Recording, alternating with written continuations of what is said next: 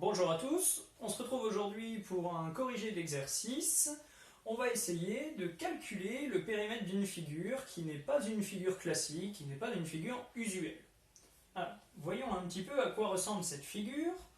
Alors déjà on voit qu'il y a plusieurs notations, là il y a un tiret, là il y a deux tirets. Qu'est-ce que cela signifie? C'est tout simplement du codage. Ça signifie que la mesure ici qui est de 1,2 décimètres se retrouve également ici.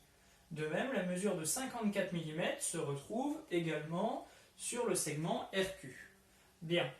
On voit également ici qu'il y a des décimètres, des millimètres et des centimètres. Donc il y a plusieurs unités. Attention, je vous rappelle, lorsque l'on travaille avec les unités de distance et que l'on veut les additionner, il faut absolument ajouter des centimètres avec des centimètres, des millimètres avec des millimètres ou des décimètres avec des décimètres. Donc première chose à faire, c'est de tout convertir. Ici, on va se placer en centimètres.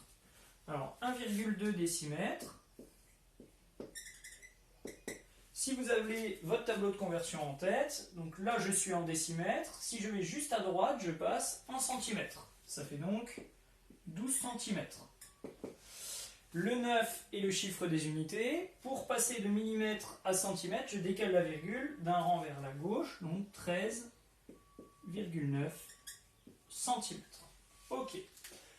Maintenant, déjà, tout est dans la même unité. Je vais pouvoir commencer à regarder un petit peu plus au calcul que je vais devoir effectuer.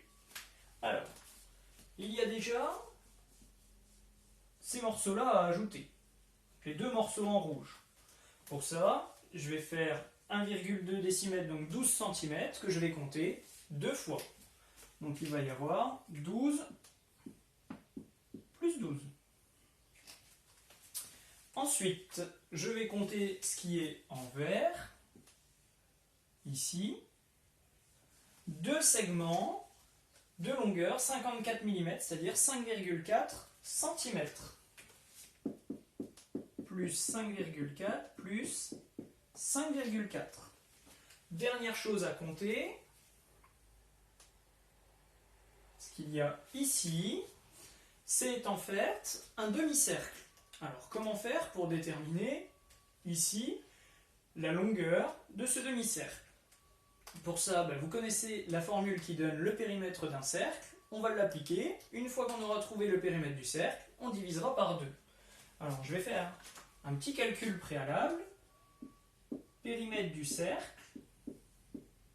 la formule 2 fois pi fois la mesure du rayon.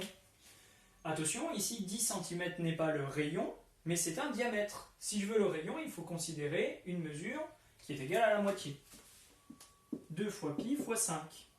Là, nous avons affaire au périmètre du cercle total. Je n'ai qu'un demi-cercle, ce nombre doit donc être divisé par 2. La moitié de 31,4, c'est 15,7. Un peu de calcul mental. Reste maintenant à tout additionner. 50,5, l'unité est des centimètres, puisque je n'additionnais que des centimètres. Alors, ça peut paraître bizarre, c'est que je n'ai pas utilisé ceci. Je n'ai pas utilisé la donnée de 139 mm. C'est tout à fait logique. Est-ce que ça fait partie du bord de la figure? Bien sûr que non. On donnait juste la mesure d'une diagonale. Voilà. Donc ici, on avait affaire à une donnée inutile.